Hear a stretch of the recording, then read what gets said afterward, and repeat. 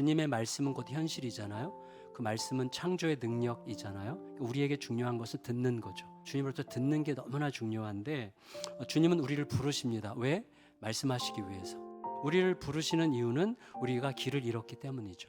우리도 모르게 길을 잃었기 때문에 알면서도 못하고 몰라서 못하고 길을 잃은 우리들과 소통을 하셔서 살 길을 찾게 하기 위해서 부르신 거죠. 부르신 우리에게 물으시죠. 우리가 우리의 길을 찾아가도록 물으시는 거죠.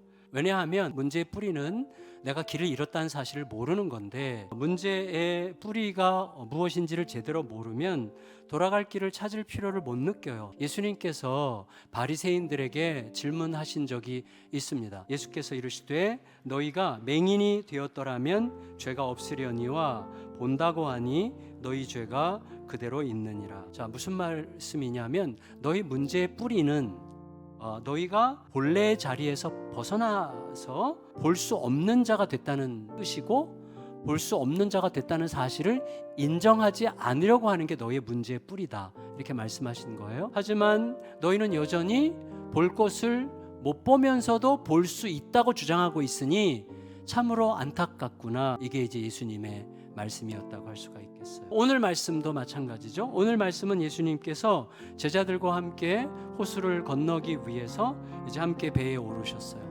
예수님께서 건너가자고 하셨고 제자들이 따랐죠. 그런데 이제 행선이 딱 시작되자마자 예수님은 잠이 드셨어요. 그런데 마치 예수님이 잠들기를 기다렸다는 듯이 때마침 광풍이 호수로 막 들이쳤어요. 제자들이 엄청나게 두려워하면서 죽을 것 같이 위태로웠죠. 그제서 예수님을 딱 보니까 예수님이 주무시고 계셨어요. 그래서 깨워야만 했죠.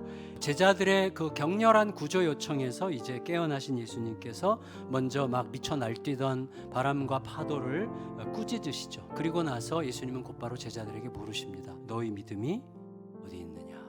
예수님의 이 말씀은 너희에게 믿음이 없구나, 이런 말씀은 아니라고 생각합니다.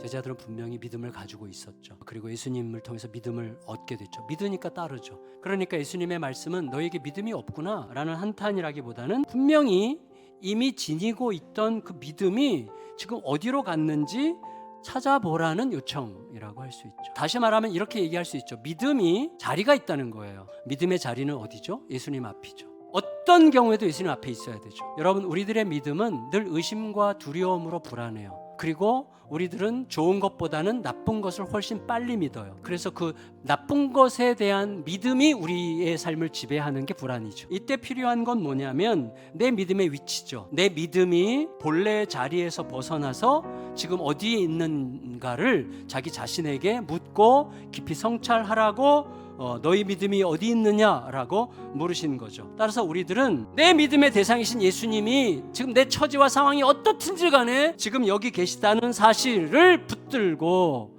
있어야 되는데, 예수님께서 내 믿음의 대상이신데 그분이 내 곁에 지금 계심에도 불구하고 당장의 두려움을 더 생생하게 믿는 자들이라는 사실을 우리가 속히 인정해야 됩니다. 믿음의 자리는 항상 있는 거예요. 원망할 수밖에 없는 상황에서도 주님께 합당하게 질문할 수 있는 믿음의 자리는 항상 있다고 말씀하시는 것입니다. 그리고 결국에는 진정한 믿음의 자리가 어디인지를 온몸으로 보여주셨잖아요. 사방에서 모욕을 당하고 수치를 당하고 내 존재 자체가 너덜너덜해지는, 온 세상으로부터 버림받는 상황에서도, 결국 십자가에 못 박혀 죽는 상황에서도 아버지가 여기 계시다는 사실을 잊지 않는, 그래서 나를 버리셨다고 아버지께 말함으로써 아버지가 거기 듣고 계시다는 사실도 믿으시는 그 예수님이시죠.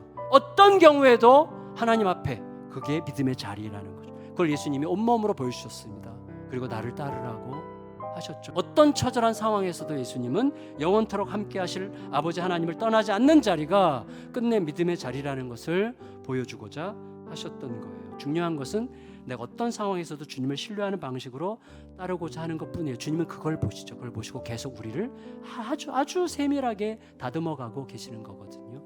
그 은혜 위에서 믿음이 있어야 될 자리를 잃지 않고, 믿음 앞에서 아무리 크고 혼란스러운 어려움 앞에 있다고 할지라도 그 자리를 잃지 않는다면 우리는 두려움에 삼켜지지 않을 수 있습니다. 끝까지 답을 들을 수 있습니다.